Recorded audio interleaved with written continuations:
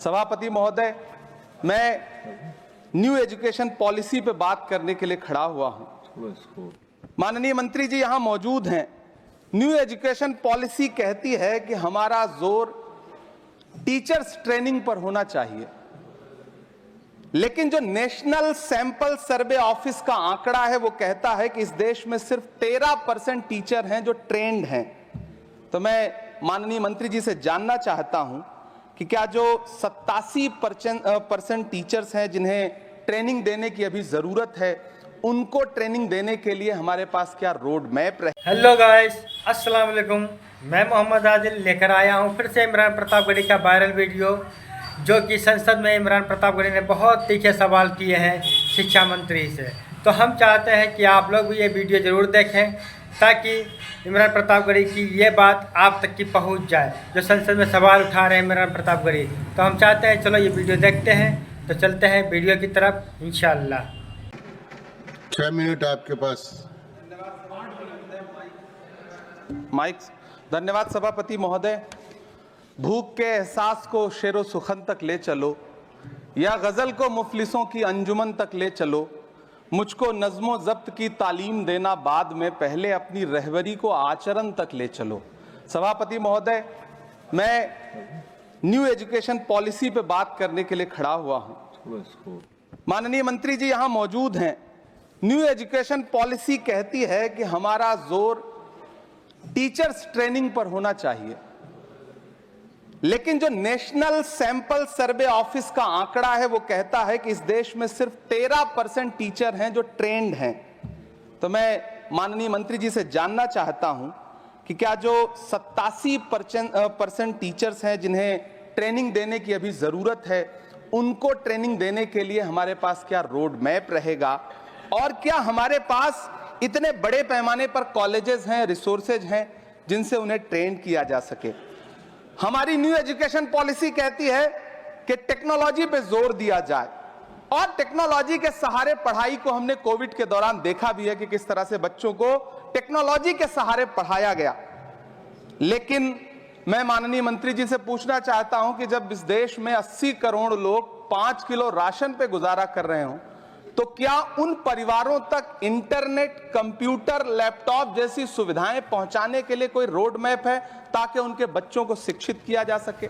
मैं एक बहुत महत्वपूर्ण बात और सभापति महोदय यहां कहना चाहता हूं कि माइनॉरिटी कम्युनिटी से जुड़ा हुआ जो मदरसा एजुकेशन का पैटर्न है, उस पे बहुत गंभीरता से माननीय मंत्री जी से पूछना चाहता हूं कि जो न्यू एजुकेशन पॉलिसी है, कुछ मदरसे ऐसे हैं जिनको सरकार रिकॉग्नाइज करती है, लेकिन कुछ बड़े शिक्षण संस्थान हैं, नदवा और देवबंद जैसे, क्या न्यू एजुकेशन पॉलिसी के कॉन्टेस्ट में आपने इन बड़े संस्थानों से डायलॉग करने का कोई मानक या कोई बातचीत शुरू करने का प्लान बनाया है या नहीं, ये मैं पूछना चाहता हूं। और एक बहुत महत्वपूर्ण बात मंत्री जी से मैं पूछना चाहता हूं कि बहुत सारे माइनॉरिटी इंस्टीट्यूट थे जहां पर स्कॉलरशिप का प्रावधान था, लेकिन आपने मौलाना आजाद नेशनल फेलोशिप को एक झटके में बंद कर दिया। हजारों लाखों छात्र जो उस स्कॉलरशिप के भरोसे अपनी शिक्षा ग्रहण कर रहे थे। एक तरफ प्रधानमंत्री जी कहते हैं सबका साथ सबका विकास, एक हाथ में कंप्यूटर एक हाथ में कुरान, लेकिन जब स्कॉलरशिप आप बंद कर देते हैं तो गरीब तबके से आने वाला अल्पसंख्यक समुदाय के जो बच्चे हैं, उनकी शिक्षा व्यवस्था को लेकर के, उनकी शिक्षा को आगे बढ़ाने को लेकर के आपके पास क्या प्लान है। मैं माननीय शिक्षा मंत्री जी यहां पर बैठे हैं, उनसे कहना चाहता हूं कि पूरे देश में, पूरी दुनिया में प्रधानमंत्री जी जाकर के महात्मा गांधी जी की मूर्ति के सामने सर झुकाते हैं, उन्हें फूल चढ़ाते हैं, लेकिन आप ही की सरकार NIT कैलीकट में प्रोफेसर साइजा ए को योजना और विकास विभाग का डीन बना देती है, जो खुल करके कहती हैं कि मेरी नजर में नाथूराम गोडसे तो बहुत महान था। तो आपकी नई एजुकेशन पॉलिसी ये है, इस दिशा में जा रही है। मैं आपके महोदय से, सभापति महोदय, ये कहना चाहता हूं कि किस तरह से NCERT की किताबों में सांप्रदायिकता को परोसा जा रहा है। माननीय मंत्री जी, क्या आपके संज्ञान में है कि केंद्रीय हिंदी संस्थान और नीपा जैसे जो संस्थान हैं, उसमें अघोषित तौर पर यह कह दिया गया है कि देवनागरी में लिखते हुए जो नुक्ते लगाए जाते थे, जिनको ये कहा जाता है कि वो उर्दू से आते हैं, उनको अघोषित तौर पर रोक दिया है कि नई छपने वाली किसी भी किताब में नुक्ता नहीं लगाया जाएगा।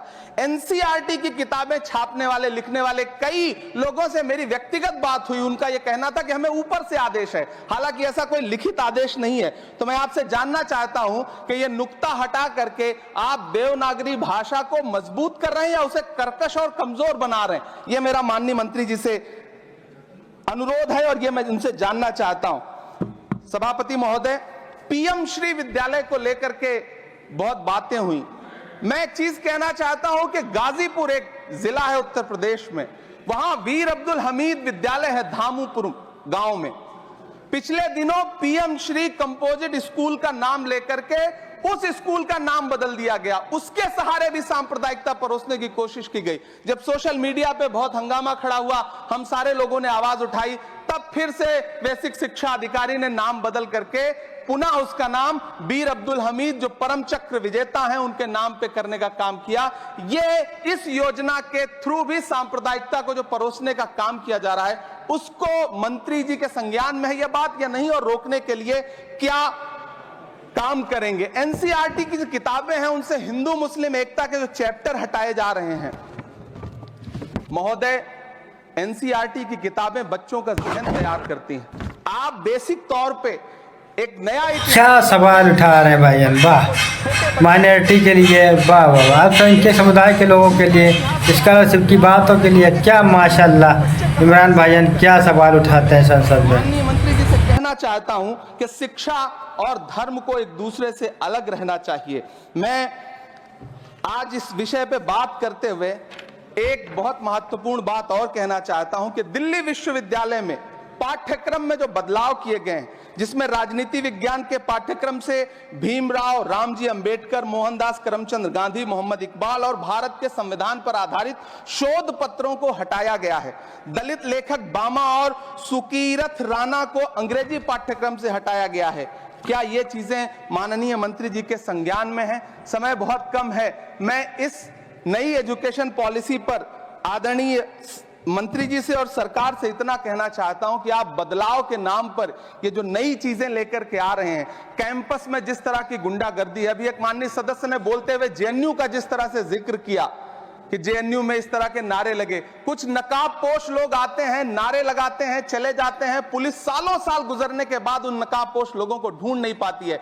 इतने प्रतिष्ठित शिक्षण संस्थानों को बदनाम करने के लिए जो तरीका सरकार इस्तेमाल कर रही है वो बहुत शर्मनाक है। पिछले दिनों एक महिला भी नकाबपोश जिसने छात्रावास में लाठी बरसाई थी, डंडे चलाए थे, वो आज तक उसकी पहचान नहीं की जा सकी, दिल्ली पुलिस उसे ढूंढ नहीं सकी। जामिया की लाइब्रेरी में जिस तरह से लाठियां बरसाई गई थी, उनके जख्मों के निशान आज तक नहीं सूखे हैं। अलीगढ़ मुस्लिम विश्वविद्यालय को लेकर के वहां के सांसद जिस तरह की भाषा का इस्तेमाल करते हैं वो बहुत शर्मनाक है। माननीय मंत्री जी और सरकार से मैं आपके माध्यम से पूछना चाहता हूं और यह कहना चाहता हूं, आप बदलाव के नाम पर जो नई चीज लाने की कोशिश कर रहे हैं, महोदय, नदियों को साफ मत करिए, उन्हें गंदा मत होने दीजिए, नदियां अपने आप साफ हो जाएंगी। सभापति महोदय, मैं तो कहना चाहता हूं कि जंगल मत उगाइए, बस पेड़ों को काटना बंद कर दीजिए, जंगल अपने आप उग जाएंगे। मैं तो सरकार से कहना चाहता हूं कि शांति स्थापित करने के लिए भाषण मत दीजिए, अशांति फैलाना बंद कर दीजिए, शांति अपने आप स्थापित हो जाएगी। मैं तो कहना चाहता हूं कि प्रेम फैलाने पर लंबे लंबे लेख मत लिखिए, बस नफरत करना बंद कर दीजिए, प्रेम अपने आप फैल जाएगा। ये जो नई एजुकेशन पॉलिसी है, इसमें जिस तरह से गरीब तबके के लोगों को, हाशिए पर मौजूद लोगों को शिक्षा से दूर करने का प्रयास किया जा रहा है, वो बहुत शर्मनाक है। शिक्षा को निजीकरण की तरफ जिस तरह ले जाया जा रहा है, वो बहुत शर्मनाक है। माननीय मंत्री जी इस पर सोचें और इसे सुधार करने का प्रयास करें। इस सदन की तरफ से शायद इससे बेहतर बात, इससे बेहतर सुझाव हम नहीं दे सकते। बहुत बहुत धन्यवाद। हेलो दोस्तों, तो कैसा लगा ये वीडियो आप लोगों को? कमेंट में अपनी राय जरूर दें ताकि हम आने वाली हर इमरान प्रतापगढ़ी की वीडियो आप तक की शेयर कर सकें। तो मिलते हैं अगले वीडियो में इंशाअल्लाह। अस्सलाम वालेकुम।